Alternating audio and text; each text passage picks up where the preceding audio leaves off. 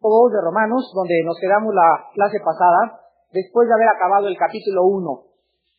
Y vamos a entrar en esta mañana al capítulo 2. Y vimos, antes de entrar al capítulo 2, y para entender el capítulo 2, que en el capítulo 1 se nos revela la injusticia del hombre. En lugar de que nosotros acusemos a Dios de injusto, Dios nos voltea el dedo y nos dice, ustedes son los injustos, porque de acuerdo al conocimiento que yo les he dado, ustedes no han respondido a ese conocimiento. Entonces, en el capítulo 1 se manifiesta la injusticia y el degeneramiento de la raza humana. En el capítulo 2 se nos revela la justicia propia, o sea, lo contrario. En el 1 la injusticia del hombre, en el 2 la justicia propia que el hombre se cree tener. Aquí vamos a ver en el capítulo 2 que Dios no va a juzgar a la gente, escuchen muy bien, el juicio de Dios no va a ser de acuerdo a lo que sabemos, sino a lo que hacemos. Vamos a encontrar en este capítulo que no son los oidores, sino los hacedores los que son justificados. De ahí la importancia de poder decir, la fe sin obras es muerta. Entonces tú puedes conocer la Biblia entera, tú puedes tener teología, pero si tú no actúas, si tú no haces, Dios no te va a dar un premio y te va a decir, te voy a dar un premio en excelencia porque te memorizaste toda la Biblia. Él te va a decir, gracias por haberle dado un vaso de agua a uno de mis hijos. Entonces, vamos a ver en el capítulo 2 que la justicia de Dios se va a manifestar con los que actuaron, los que hicieron conforme a lo que oyeron, no los que venían cada domingo a la iglesia. Mucha gente en nuestra época profesa conocer a Dios, pero con sus hechos lo niegan. La fe sin obras, dice Santiago, es muerta. Ahora, también vamos a ver en este capítulo que hay muchas personas que creen tener una justicia propia, o sea, son las personas religiosas. Y el capítulo 2 trata de estas personas, las personas religiosas que dicen, yo soy católico, o yo soy protestante, o toda mi vida he sido evangélica, tengo el cielo ganado. Hay personas que tú les hablas de Cristo y te dicen, gracias, soy católico. Tienen su justicia propia, ¿por qué? Por pertenecer a una religión o a una organización. El capítulo 2 trata con esas personas, con las que se creen que por tener una religión o haber heredado una religión delante de Dios, tienen su pasaporte para entrar al cielo. Vamos a ver nosotros también, en Lucas, vamos a Lucas capítulo 3, y vamos a ver este hecho manifestado principalmente con los judíos. Porque cuando Cristo vino al mundo, los judíos creían que por pertenecer y ser descendientes de Abraham y pertenecer al judaísmo, ¿qué cosa? Ya tenían ganado el cielo. Y vemos aquí en Lucas capítulo 3, del 7 al 9, cómo creían los judíos que por ser judíos eran gente muy especial. Y dice así, Lucas 3, del 7 al 9. Y decía a las multitudes que salían para ser bautizadas por él, oh generación de víboras, ¿quién os enseñó a huir de la ira venidera? Haced pues frutos dignos de arrepentimiento. Y no comencéis a decir dentro de vosotros mismos, somos católicos, somos protestantes, voy a la iglesia. No digan eso. Tenemos a Abraham por padre, porque os digo que Dios puede levantar hijos a Abraham aún de esas piedras. Y ya también el hacha está puesta a la raíz de los árboles, por tanto, todo árbol que no da buen fruto se corta y se echa en el fuego. Estos antecedentes van a ponernos las bases para entender el capítulo 2. Cuando llegó Cristo y cuando Juan el Bautista comenzó a predicar, ¿qué notó Juan el Bautista? Lo primero que notó fue la justicia propia de los hombres. Se sentían los hombres religiosos, se sentían cerca de Dios, tenían la foto del Papa en su casa, tenían la foto de Santa Carina en la cocina, comulgaban los domingos y creían ellos que por tener esas manifestaciones religiosas podían entrar al cielo. Y cuando Juan el Bautista ve que estas personas querían bautizarse sin haber manifestado un cambio de vida, lo primero que el Bautista les dice es: hagan frutos dignos de arrepentimiento. El hacha, Juan el Bautista usa una metáfora inmediatamente y pone un árbol. Y dice: vengo con un hacha y el hacha ya está puesta al árbol. Y voy a comenzar a buscar, dice Juan el Bautista, qué árbol da fruto. No me importa qué título tenga el árbol, si diga bautista, o metodista, o carismático, o pentecostal. No me importa el título del árbol. Yo lo que quiero ver en el árbol es fruto. Y si no hay fruto, aunque diga evangélico, y aunque diga protestante, y aunque diga católico, ¿qué cosa? Lo voy a tumbar y el árbol va a ser echado en el fuego.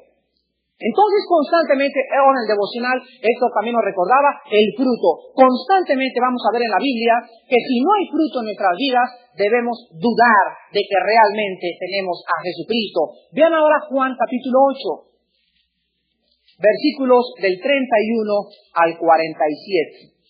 Juan capítulo 8, del 31 al 47. Dijo entonces Jesús a los judíos que habían creído en él: si vosotros permaneciereis en mi palabra, seréis verdaderamente mis discípulos y conoceréis la verdad, y la verdad os hará libres. Le respondieron: linaje de Abraham somos, y jamás hemos sido esclavos de nadie. ¿Cómo dices tú, seréis libres? Jesús le respondió: de cierto os digo, que todo aquel que hace pecado, esclavo es del pecado, y el esclavo no queda en casa para siempre. El Hijo sí queda para siempre. Así que si el Hijo os libertare, seréis verdaderamente libres. Sé que sois descendientes de Abraham, pero procuráis matarme, porque mi palabra no haya cabida en vosotros.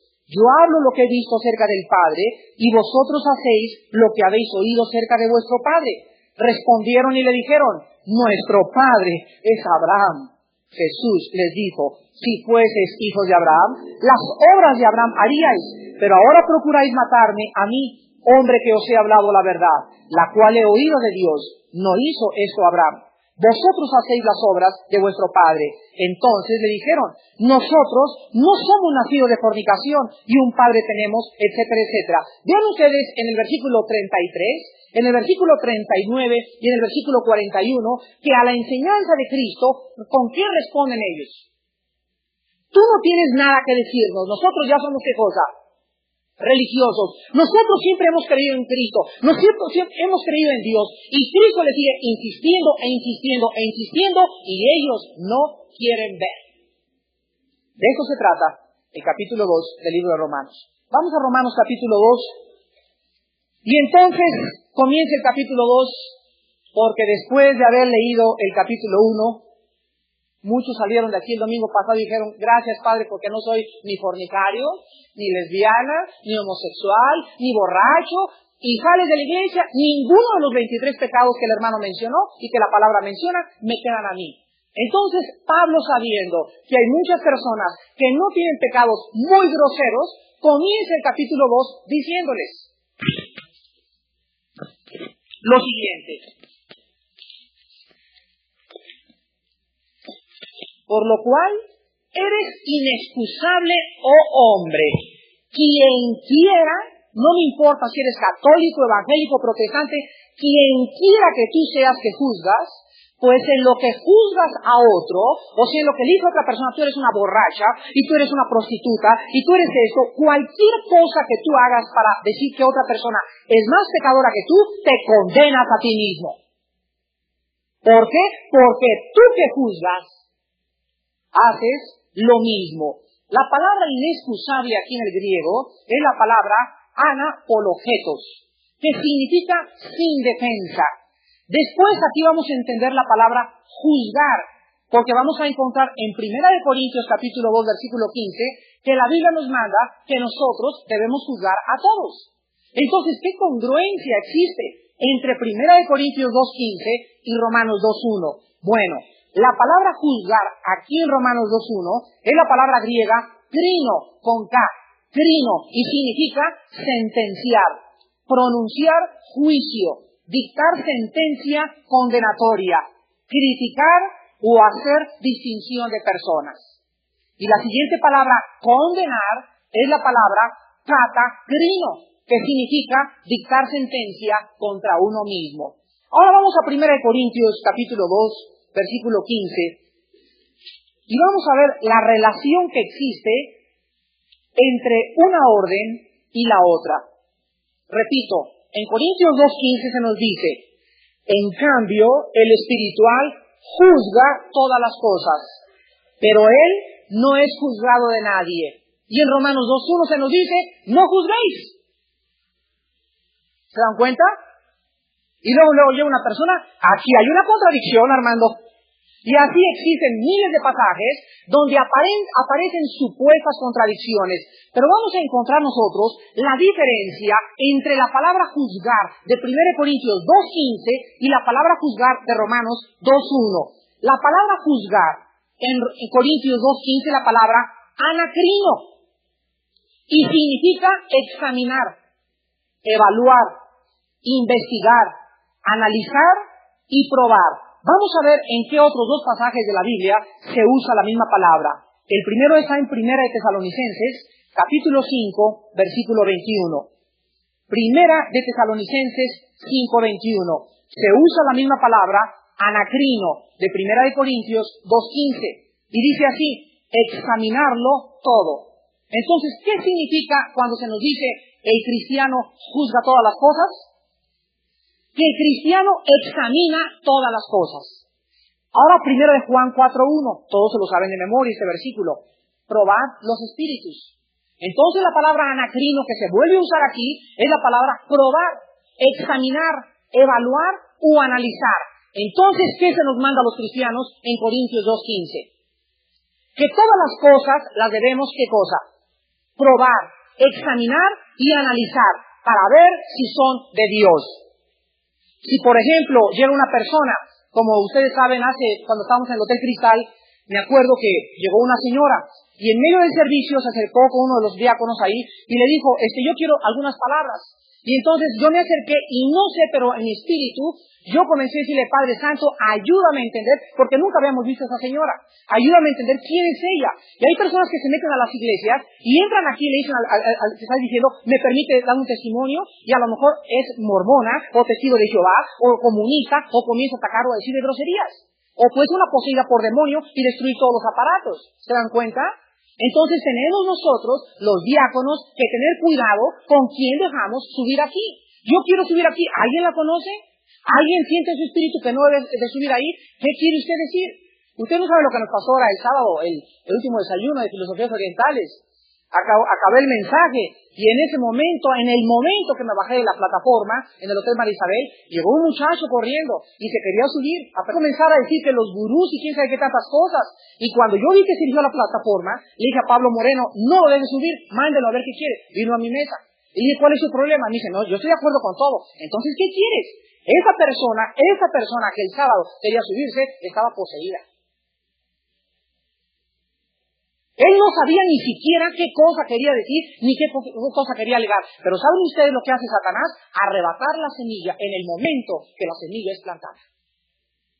Entonces, si no estamos nosotros listos, y estamos probando a la gente, y probando las doctrinas, y probando las enseñanzas, un día que estábamos en Valsequillo, entré yo ahí al lugar donde venden los libros, y levanto un libro, y era un retiro en septiembre pasado con 350 jóvenes, y agarro un libro por una editorial cristiana, y comienzo a ojearlo, y comienzo a descubrir que el autor de este libro les decía a la juventud que no había problema en la masturbación.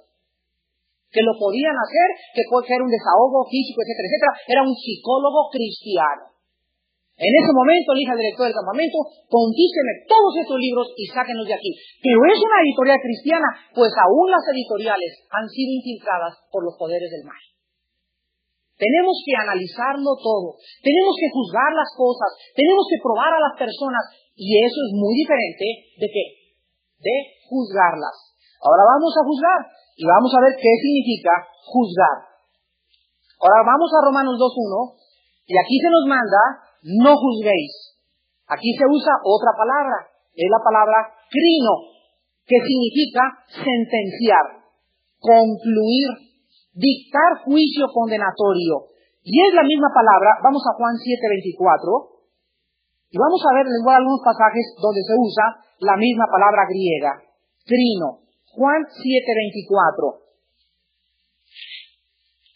Y comparándola de la forma como se usa en otros lados de la Biblia, vamos a entender qué significa no juzgar a nuestros hermanos, ni a ninguna persona. Juan 7:24.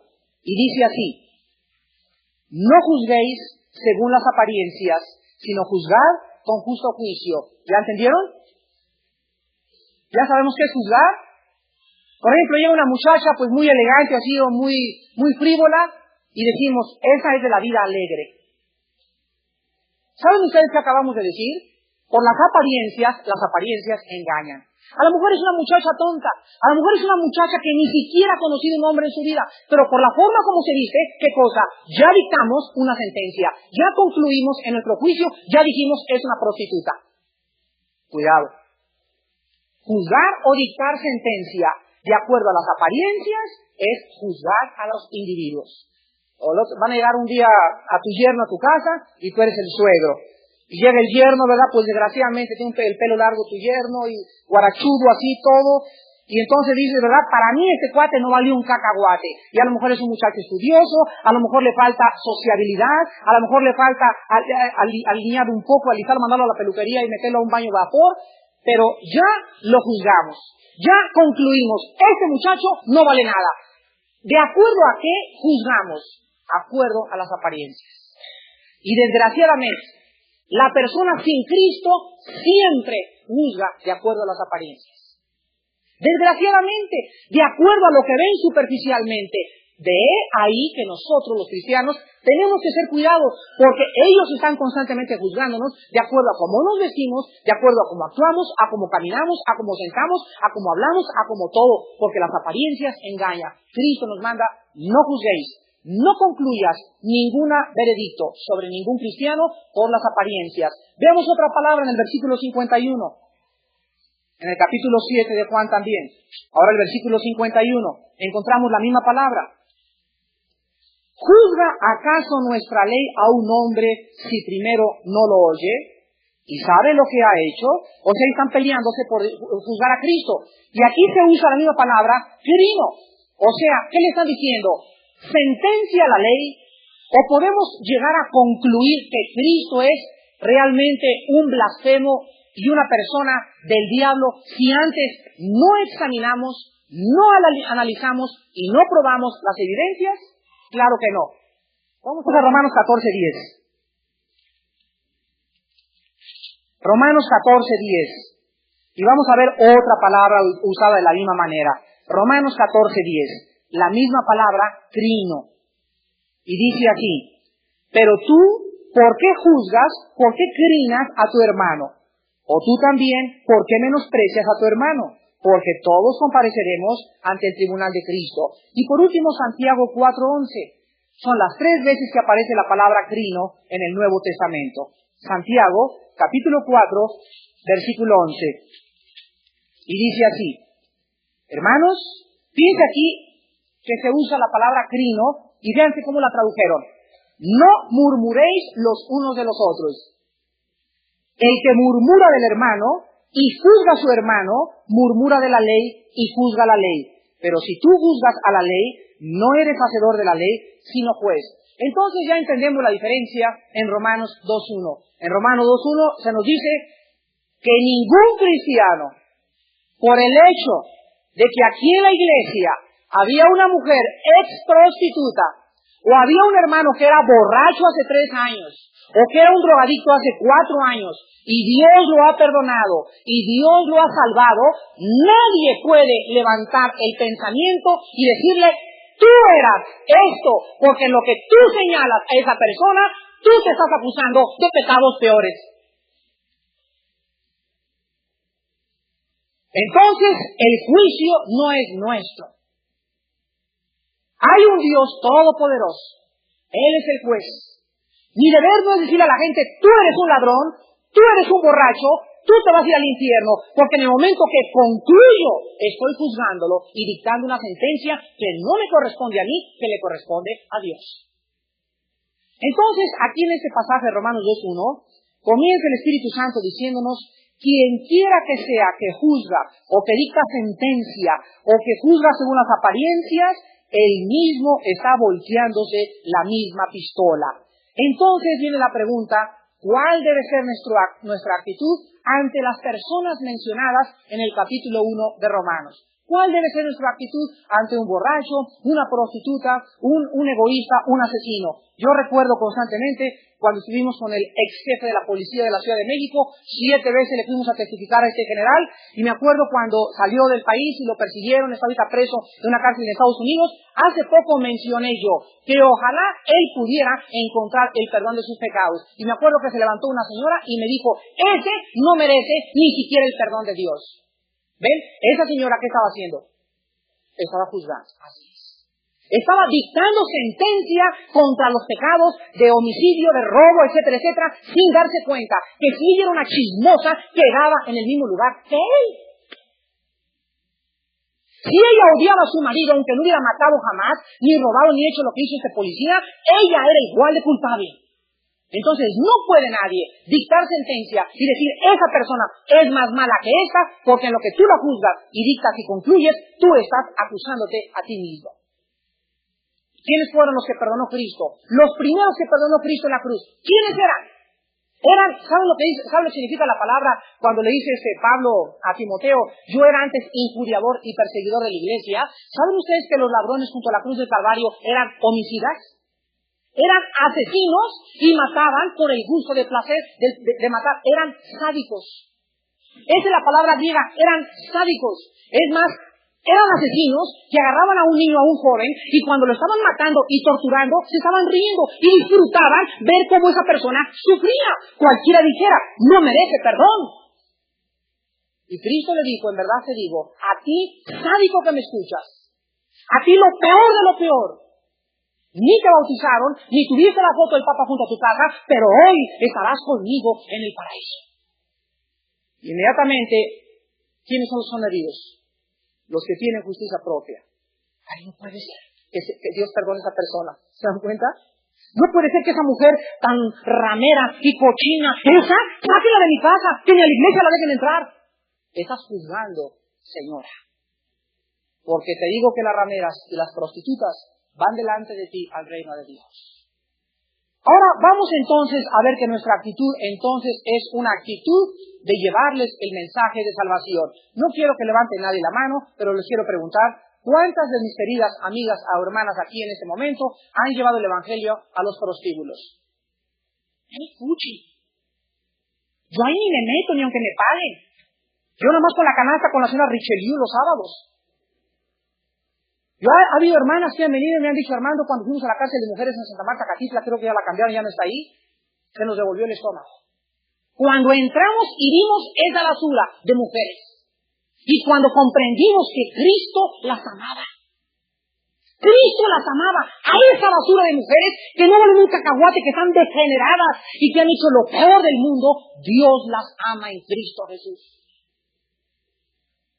Pero nuestra justicia propia, ¿se dan cuenta? Tu justicia propia, dices, no, esas yo ni siquiera juntarme con ellas, no merecen ni el perdón de Dios, esas jamás se van a convertir. Ahí es cuando estás juzgando, y eso es lo que trata el capítulo 2 de Romanos. Vamos entonces a entrar al capítulo 2, y ojalá que todos tengan una idea más o menos de lo que el Espíritu Santo quiere tratar, porque el Espíritu Santo siempre se adelanta a lo que hay en el corazón humano. Muy bien. Quiero que apunten rápidamente los que toman el estudio o los que les está gustando apuntar 7 cosas. En el capítulo 2 de Romanos vamos a ver los 7 grandes principios del juicio de Dios. O sea, en las 7 cosas en que Dios va a juzgar o a basar su juicio. Y están bosquejadas en el capítulo 2 de Romanos. Los 7 grandes principios del juicio de Dios. Se los voy a enumerar y vamos a comenzar a estudiarlos uno por uno. Número 1. En primer lugar, el juicio de Dios es según verdad. Versículo 2. Va a ser según verdad. Lo vamos a estudiar en unos momentos. Número 2. El juicio de Dios va a ser según la culpa acumulada. Versículo 5. Según la culpa acumulada de cada persona. Versículo 5. Número 3. El juicio de Dios va a ser según las obras. Versículo 6. Según las obras. Número 4. Va a ser sin acepción de personas. Versículo 11. Sin acepción de personas. Versículo 11. Número 5. El juicio de Dios va a ser según la práctica y no el conocimiento. Repito, según lo que hayamos hecho y no según lo que sepamos. Ahí está en el versículo 13. Número 6. El juicio de Dios alcanzará los secretos del corazón. Versículo 16. Número 6. El juicio de Dios alcanzará lo más profundo que haya en el corazón del ser humano. Lo más escondido. Hasta allá va a llegar el juicio de Dios a tu vida. Y número 7. El juicio de Dios va a ser según la realidad de tu cristianismo y no de tu profesión. Según la realidad de tu cristianismo y no según tu profesión. O sea, no según los que se dicen, los que van, los que se sientan, los que se paran, sino según lo que ellos estaban viviendo en sus casas. Y esto se encuentra del versículo 17 al versículo 29. Del 17 al 29, el séptimo principio del juicio de Dios. Muy bien, vamos a estudiar pues en esta mañana el número 1. El primer principio sobre el cual Dios va a juzgar a la humanidad. Y se encuentra en el versículo 2, según verdad. Y dice así: mas sabemos que el juicio de Dios contra los que practican. ¿Entendieron bien la clase pasada? Los 23 pecados se encuentran en todos nosotros de una u otra forma, ¿no es verdad? El que no ha perdonado es sangrón, el que no ha chismeado es homicida, el que no es eso o el que no es aquello. Todos estamos en cualquier pecado. Pero la diferencia, vean el capítulo 1, versículo 32, que dice: quienes habiendo entendido el juicio de Dios, que los que practican, ¿se dan cuenta? Entonces, ¿a quién se está acusando? No al que tiene este pecado, sino al que hace un hábito, al que vive constantemente en cualquiera de estos 23 pecados. Contra ellos es el juicio de Dios. Entonces se repite en el capítulo 2, versículo 2. Sabemos que el juicio de Dios contra los que practican tales cosas es según verdad. Ahora vamos a ver qué significa en primer lugar que el juicio de Dios será según verdad. Miren, hermanos, hay una cosa que es real. Todos nosotros somos ciegos a nuestros propios pecados. ¿Estamos de acuerdo? Decía David en el Salmo 19, Señor, ¿quién conocerá sus propios pecados? Entonces David, que sabía que en su corazón había cosas secretas que realmente él comenzó a pasar por alto, le pide Dios a David en el Salmo 19 y le dice: escudriñame y conoce mi corazón y no permitas, escuchen esto, le dice a Dios, no permitas que se enseñoreen de mí. O sea, no permitas que ningún pecado me domine. El día que un cristiano en esta iglesia, en cualquier iglesia del mundo, sea dominado o controlado por un solo pecadito, por un vicio pequeño, ya no es libre totalmente.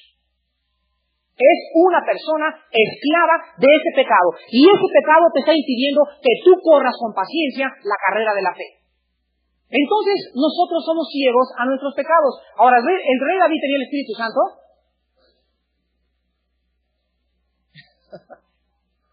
¿Esos mis teólogos? Exactamente. El rey David no siempre tenía el Espíritu Santo, porque antes de Cristo el Espíritu Santo venía sobre Sansón, y Sansón tenía fuerzas extraordinarias y agarraba un león como cabrito y lo hacía pedazos. Cuando el Espíritu lo dejaba, Sansón no era fuerte. No le podían decir Shimán. Igual David cuando tenía el Espíritu Santo, comenzaba a escribir, Dios mío, ¿por qué me has desamparado? El Espíritu Santo lo dejaba y era el más miserable de todos los hombres. Ahora, nosotros en el Nuevo Testamento lo tenemos, dice Romanos 8:9, y el que no tenga el Espíritu de Cristo, el tal no es de él. Ahora bien, si nosotros tenemos el Espíritu Santo, ¿cuál es el propósito, o uno de los propósitos de tener el Espíritu de Dios? ¿Cuál es uno de los principales propósitos que Cristo dijo cuando Él venga los convencerá de qué? ¿De qué? De pecado. Entonces, cuando el Espíritu Santo entra a nuestras vidas, Él tiene una misión, sonar la campana. Ya que nos clink, estás mal. Y ahí es cuando te sientes y dices, híjole, nunca me había sentido mal al entrar a una escuela. Me siento mal. ¿Por qué? Nunca me había sentido mal tener una revista como esta en mis manos y me siento miserable. Nunca me había sentido mal antes de agarrar a mi esposo y pum, como 10 cachetadas. Ahora le empujo y me siento miserable. Esa miseria que tú sientas, ¿de quién crees que viene? Del Espíritu Santo. Entonces el Espíritu Santo viene a nuestras vidas a convencernos, a sensibilizarnos hacia qué cosa, hacia el pecado que nos rodea. Ahora las personas, por naturaleza, creen que realmente ellas no son pecadoras y la Biblia dice en el versículo 2 que cuando juzgue, las va a juzgar según verdad. Vean el versículo 3 y dice así: ¿y piensas esto, oh hombre, tú que juzgas a los que tal hacen y haces lo mismo, que escaparás del juicio de Dios? O sea, como los hombres piensan, bueno, yo no soy tan malo, yo soy malo, pero si vean a mi vecino, ese sí es malo. No, en la iglesia, no, yo soy carnal, pero hay más carnales. ¿Ven con qué nos medimos? Con nuestra propia regla. Siempre me miro con mis vecinos, me miro con un cristiano hipócrita. No, en la iglesia todos son hipócritas. Yo soy hipócrita, pero son más ellos. Entonces, el juicio de Dios va a ser según verdad. No va a ser de acuerdo a nuestra verdad, va a ser de acuerdo a la verdad de Él. ¿Y quién es el parámetro de Cristo? El Hijo de Dios. Él nos va a comparar y nos va a juzgar, no de acuerdo a la medición que tú hiciste con otras personas, sino de acuerdo a lo que Cristo hizo y nos dejó enseñar. Ahora es importante que nosotros entendamos lo siguiente. Por más que en esta mañana alguien me diga, bueno, pues yo he sido malo y pasa el tiempo y no te pasa nada, dice la Biblia, ¿tú crees que vas a escapar del juicio de Dios? Y dice la Biblia en el versículo 2, tú no escaparás del juicio de Dios. Tu corazón perverso te engaña y te dice, soy malo pero no tanto, pero déjame decirte que cada pecado y cada palabra y cada hecho que tú hayas hecho fuera de Cristo será traído a la presencia y a la luz en el día del juicio. En Jeremías 17 dice la Biblia, perverso y engañoso es el corazón. ¿Quién le conocerá? Amigo que nos visitas, tu corazón perverso te engaña. Pero dice la Biblia, no te escapas del juicio de Dios. Tú crees que eres bueno en tus propios ojos. Tú crees que eres buena en tu propia perspectiva. Pero delante de Dios, dice en Isaías 64, nuestras justicias son como trapos inmundos delante de Dios. Ahora vemos nosotros también, en segundo lugar, en el versículo 4, que en el juicio según la verdad encontramos también la bondad de Dios, esperando al hombre. Y dice Dios en el versículo 4, o menosprecias las riquezas de su benignidad, paciencia y longanimidad, ignorando que su benignidad te guía al arrepentimiento. Vemos aquí una cosa preciosa. Hay gentes que se engañan y dicen, yo no tengo pecado, yo soy una persona buena, pero dice la Biblia lo siguiente, ¿por qué no ha caído el juicio de Dios sobre ese jefe de la policía que para muchos de ustedes es lo peor que existe? ¿Por qué no ha caído el juicio de Dios para una persona en esta mañana que está viviendo en adulterio? ¿Por qué no ha caído el juicio de Dios sobre una mujer en esta mañana que está viviendo en fornicación con su novio? ¿Por qué creen que no ha caído? Por 3 razones. Número 1, por la benignidad del carácter de Dios. Dios es bueno y Dios es bondad. Y esa bondad de Dios, ese carácter de Dios te está esperando a que este jefe de la policía, a que esta persona, a que esta muchacha, Él está esperando a qué cosa, que te arrepientas. Por eso no ha caído el juicio de Dios sobre tu vida. La benignidad de Dios te te protege, te cuida. Es todo lo contrario. En lugar de que seas juzgada o juzgado, te da a veces mejores vestidos, tienes mejores perfumes, te vas a Disneylandia, te vas a Nueva York, te vas a Italia, o te fuiste a Chalco, te fuiste a Chalma, y nada pasa, y te sigues portando mal. En lugar de juzgarte Dios sigue manifestando y satisfaciendo sus necesidades. Esto proviene de su carácter bondadoso. Él es bueno y por su bondad no te ha castigado ni me ha castigado. En segundo lugar, encontramos su paciencia. Dice la Biblia, las riquezas de su benignidad y de su paciencia. ¿Saben una cosa? Y le doy gracias a Dios por ello, yo también. Que Dios no nos castiga inmediatamente. Dios nunca castiga cuando tú haces algo inmediatamente. Porque ninguno de nosotros estaríamos en esta mañana vivos delante de Él. Dice en 2 de Pedro 3:9, Él no quiere juzgar al mundo porque Él quiere que todos procedan al arrepentimiento. Entonces, la paciencia de Dios, el carácter de Dios que es paciente, está impidiendo que en esta mañana caiga el juicio sobre tu vida. Y por último lugar, esto me puso de rodillas el día de ayer en la mañana en mi casa.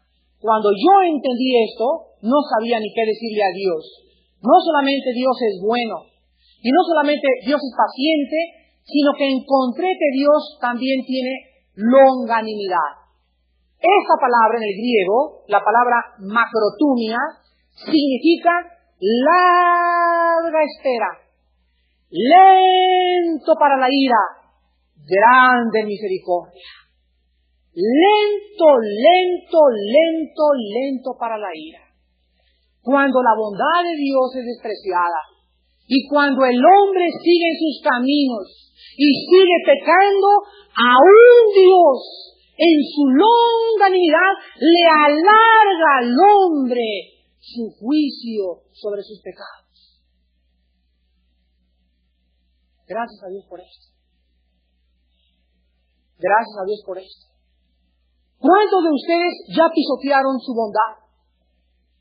¿Cuántos de ustedes ya pisotearon su paciencia? Pues aún Dios tiene un cartucho.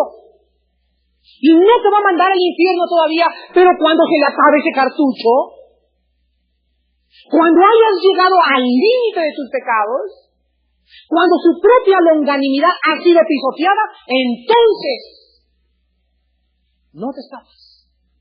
Y si en esta vida no te cayó el juicio y Dios permitió que este hombre fuera y asesinara y violara y robara y contrabandeara y no le pasó nada, es por su longanimidad. Pero cuando se presente en el juicio del trono blanco, ¡rom! Dios tiene en su carácter santo que juzgar y castigar el pecado. Gracias a Dios, gracias Padre esta mañana, porque no nos castigas inmediatamente. Nos habla una vez, nos habló el domingo pasado, nos habla el lunes, nos habla el martes y extiende su carácter longánime y llega el momento que dice Dios, se acabó. No respondiste y es lo que vamos a ver en el segundo juicio de Dios. Vamos pues ahora al versículo 5 a ver el segundo juicio de Dios. El primer lugar, repito, va a ser según verdad. Nadie se le escapa, y si a alguno se le está escapando, es por su carácter bondadoso, paciente y longánime. Solamente por eso no ha sido juzgado mi hermano y mi hermana, mi amigo y mi amiga que nos visitas. En el versículo 5 encontramos que también el juicio va a ser de acuerdo a cómo vayamos amontonando pecados. De acuerdo a la culpa acumulado. O sea, Juan Pérez viene Dios, llega un ángel, ¿verdad? Le pegó a su mamá. Apunta en el pizarrón. Y se van apuntando todos. A mí, Dios lo ilustra de otra manera. Dios lo ilustra como una copa que va siendo llenada. Hasta que se llena y Él mismo voltea todo aquello que nosotros amontonamos. Entonces tú vas amontonando, dice la Biblia, y se va atesorando, y haz de cuenta que en el banco vas cada sábado, en lugar de depositar a tus cheques y a tu cuenta bancaria, estás depositando pecados. Llegas al banco, fornicación, malos pensamientos, 5,000 pesos de pecados esta semana. Y se amontonan, y se amontonan, y se amontonan, y se atesoran. Y cuando Dios llega y ve que llegó al límite, Dios te dice, lotería, me late. Y vas a ver qué latidote te va a dar el corazón cuando venga el juicio de Dios. Dice así el versículo 5, pero por tu dureza y por tu corazón no arrepentido, atesoras, acumulas, guardas. ¿Qué cosa? Ira para el día de la ira y de la revelación del justo juicio de Dios. Hay muchos hombres que pecan hace una semana y nada, no pasa nada. Y siguen pecando y nada, me le escapé a papá anoche, hice esto o aquello, no pasa nada. Y siguen caminando. Ah, pero es que Dios es bondadoso, Dios es paciente, Dios es longánime. Entonces, ¿qué pasa cuando el hombre voltea y ve que Dios no lo castiga? ¿Saben lo que pasa? Se endurece el corazón. Se endurece el corazón. Y entonces cuando se endurece el corazón, la Biblia dice que el hombre va acumulando todo lo malo hasta que el juicio de Dios cae. Vamos a ver entonces dos causas para acumular pecados. Dos causas que hacen que deposites en Vancomer tus pecados. Número 1, lo que te hace acumular pecados es la dureza de tu corazón. Vean Hebreos 3:13.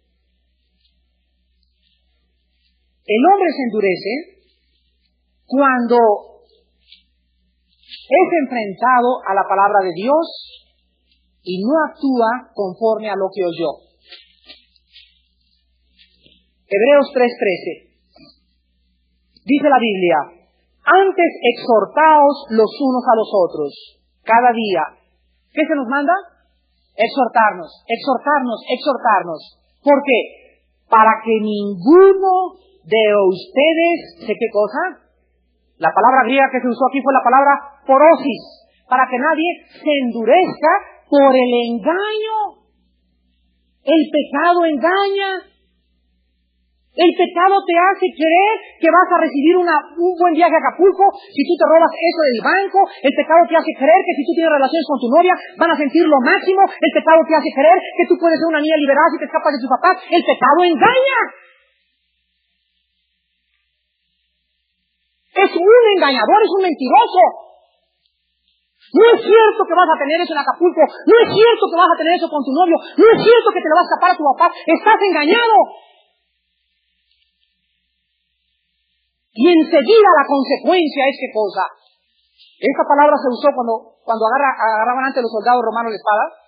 Los romanos agarraban la espada y tenían unas como yunques y llegaban los soldados romanos y agarraban el yunque así y le comenzaban a hacer así, paz, paz, paz, paz, paz, paz durante 1 hora hasta que se les hiciera callo. Entonces venía el centurión y les pasaban clavos muy delgaditos donde estaba la parte cubriendo la carne que eran los callos, y cuando había callo ya estaban listos para usar la espada en batalla.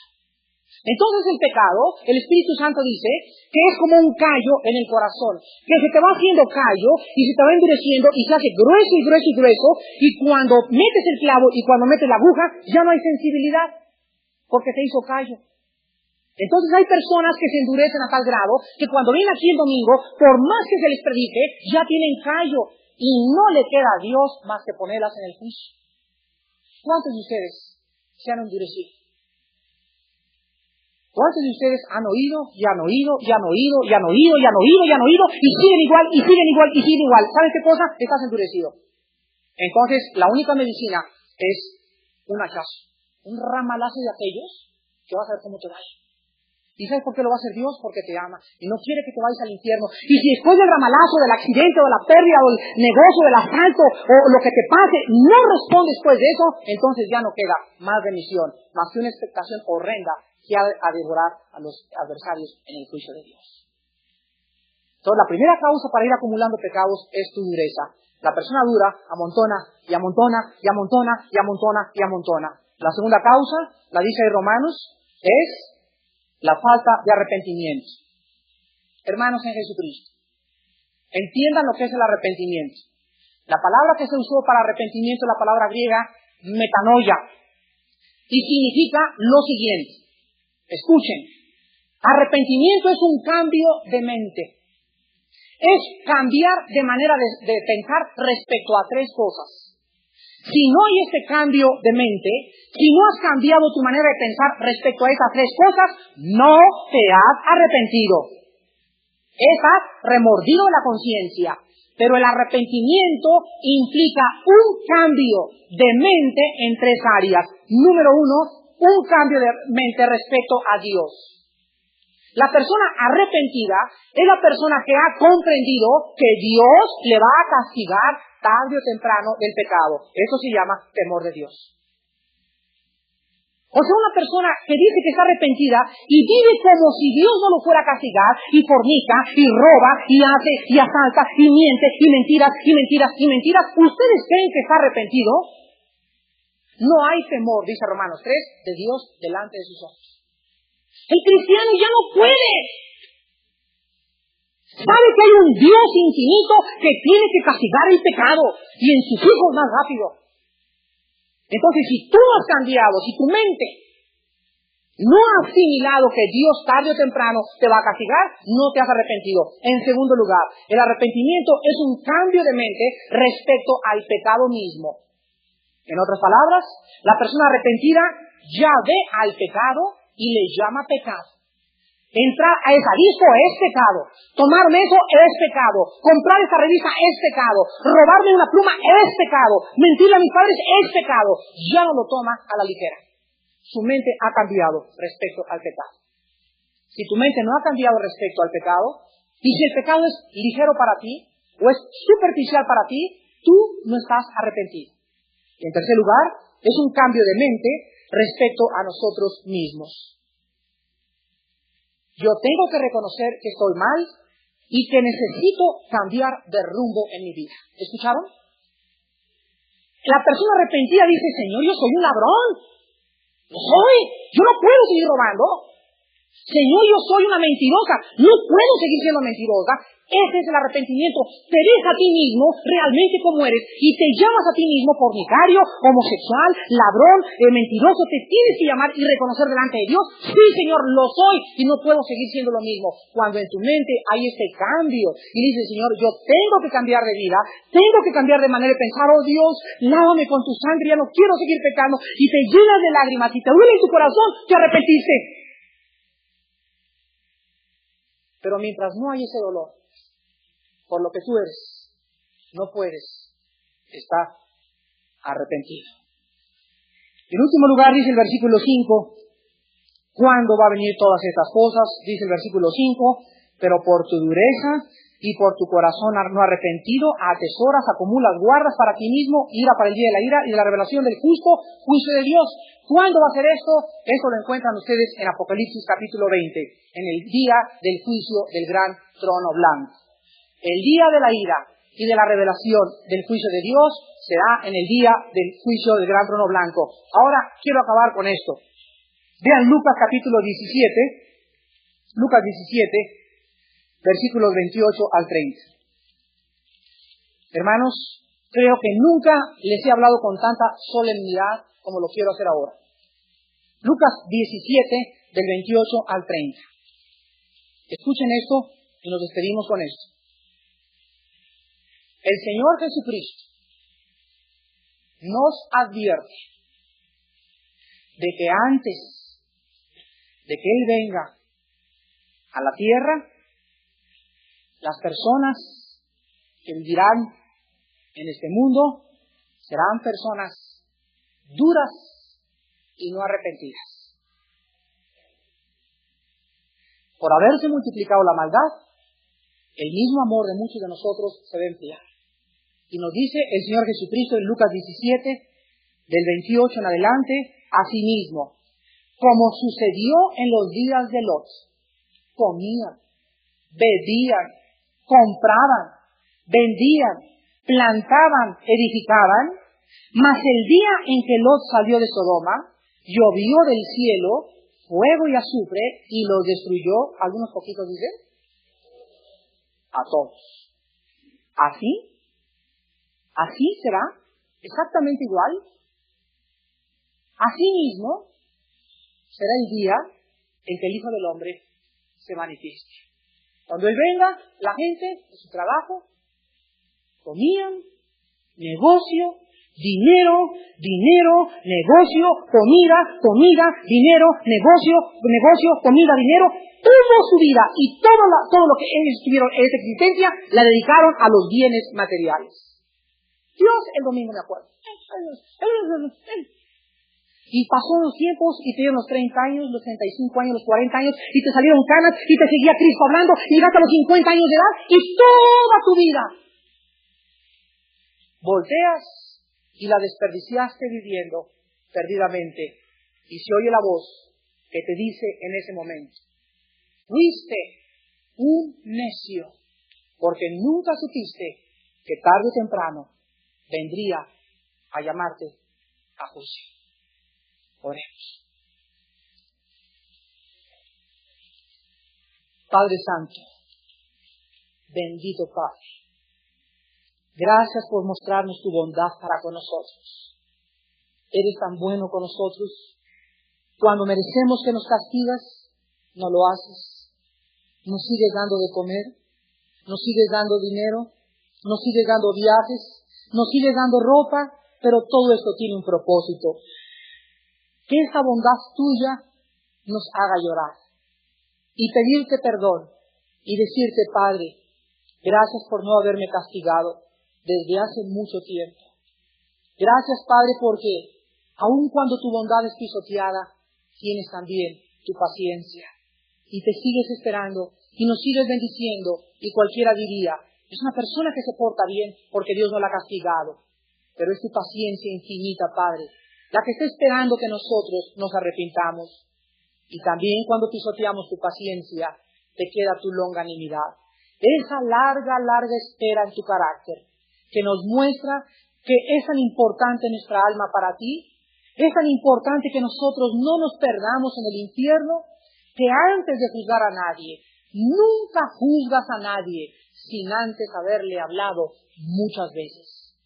Padre, pero cuando muchas veces nos hablas y no respondemos, nos endurecemos. Y después viene la falta de arrepentimiento y no te queda a ti. Aparte de tu paciencia y de tu bondad, también eres un Dios santo. Y por tu santidad, tú no puedes perdonar el pecado así porque sí. La persona tiene que reconocer que en la sangre de Cristo se encuentra la fuente y el jabón de lavadores. Ahí podemos nosotros venir esta mañana, llorar, derramar lágrimas y decirte: oh Padre, ya no quiero seguir haciendo lo que estoy haciendo. Quiero cambiar con mis padres, quiero cambiar en mi oficina, quiero cambiar con mi esposa, quiero cambiar con mi esposo. Me reconozco lo que soy y te pido que me laves con tu sangre. Oh Padre, gracias.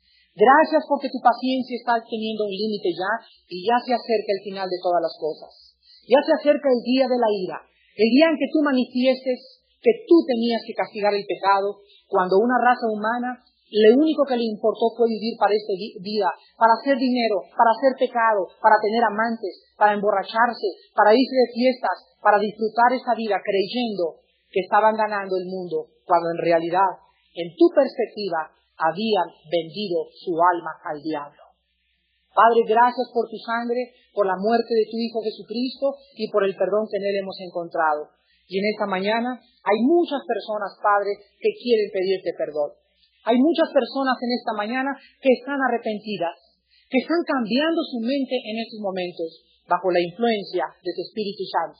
Y te están diciendo: Padre, es cierto, lo que estoy haciendo es pecado. Padre, es cierto, tú me tienes que castigar. Padre, es cierto, tengo que cambiar de rumbo en mi vida. Esas personas, Padre, tú les darás a tu Hijo Jesucristo en esta mañana. El Espíritu Santo entrará a sus vidas y ellas comprenderán que el Espíritu ahora nos comenzará a convencer y a sensibilizarnos en medio de una generación que no le llama pecado al pecado, sino que creen que la maldad es una diversión. Oh Padre, en esta mañana, recibe esas almas que quieren tu gracia y tu perdón y la sangre de tu Hijo Jesucristo. Y estas personas que en esta mañana quieran venir a la cruz del Calvario, ahí desde sus lugares les voy a pedir en primer lugar que se arrepientan. Arrepiéntete en esta mañana. Reconoce que Dios es real, que la paga del pecado es la muerte, que tarde o temprano, tus pecados van a ser castigados. Ni uno solo se te va a perdonar, pero si tú pides perdón en esta mañana, vendrás a ser como blanca lana, Si tus pecados fueren como el carbón de negros, en esta mañana Dios, todos, absolutamente todos, te los quiere perdonar con su sangre preciosa de su Hijo Jesucristo. Tienes que cambiar de manera de pensar acerca de ti mismo, acerca de ti misma. No puedes seguir siendo el mismo ya. Ya no puedes seguir con esa vida tú tampoco. Entrégale esta mañana a Cristo tu corazón. Y en tercer lugar, ábrele tu vida. Dile, Señor, entra a mi vida. Así de sucio, así de sucia, lávame con tu sangre y dame esa vida que yo quiero hace mucho tener al lado de tu Hijo Jesús.